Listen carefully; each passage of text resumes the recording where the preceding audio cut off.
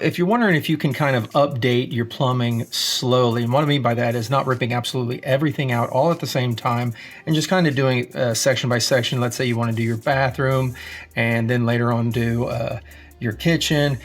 Can you, say for instance, if your house is older, can you take galvanized and still attach it to PEX a little bit at a time? And that's one of the things that I'm actually doing right now is I have a rental house that I'm going to do small projects on and slowly put all of the galvanized into PEX. So can you take PEX and connect it to galvanized? You absolutely can. So here's a piece of galvanized. I've already put some little plumber's tape on it, and I'm using PEX-A, so this is why this looks like this. You might be using a PEX-B, which might be a crimp.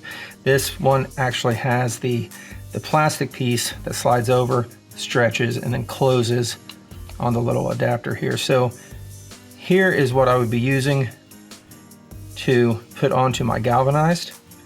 Connect it like this, slide my plastic piece over, stretch it, slide it on there, and there you go. You have galvanized connected to PEX until you decide to update this side of your plumbing.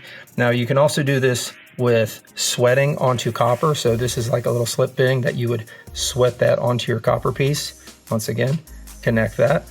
Or if you wanted to use some shark bites, this will also work with shark bite fittings. So hope this helps you guys out. Don't forget to like and subscribe.